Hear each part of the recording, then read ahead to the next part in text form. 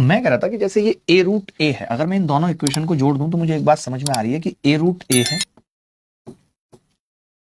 मुझे एक बात समझ आ रही है b रूट b है, मुझे एक बात समझ में आ रही है कि 3 रूट a और b है प्लस 3a और रूट b है बराबर 28 और 36, 56 और 8 कितना है 64। ये बात मुझे समझ में आ रही है। 64 से मुझे ये भी समझ में आ गया यार ये तो सवाल बड़ा आसान है, ये root a plus root b की क्यूब है, ये कुछ है ही नहीं, ये तो root a plus root b की क्यूब है और 64 4 की क्यूब है। बोलो जी, आप बताओ अगर 3 आप कॉमन ले लोगे और रूट a भी कॉमन ले लो इसमें से, तो root a plus root b बचेगा अंदर। सोचो ये सवाल अगर पेपर में आ जाए तो आप कैसे करोगे, आप सोचते रह जाओगे, लेकिन अब सवाल आपने यहाँ पे कर लिया, अब पेपर में आ जाए, अब आप इसका कीमा निकाल दोगे,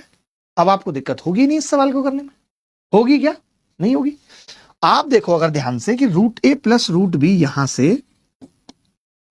4 के बराबर आ रहा है, तो देखो या तो a और b दोनों बराबर हैं,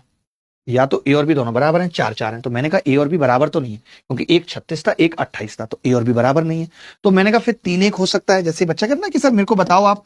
कि कैसे हिट एंड ट्रायल लगाते हैं, यही हिट एंड ट्रायल लगा रहा हूं मैं। ये हो सकता है 3 1 हो या 1 3 हो, 3 1 तभी हो सकता है ये जब a तो 9 हो और b 1 हो। अब मैं किसी भी एक इक्वेशन को ट्राई कर लेता हूं कि अगर a 9 है तो 9 तिया 27 और एक 28 आ रहा है, और ये 28 आ रहा है, इसका मतलब जो मैंने वैल्यू मानी थी वो सही है, a बराबर 9 है, b बराबर 1 है, a प्लस b पूछ रहा है, 10 इज द करेक्ट। समझ के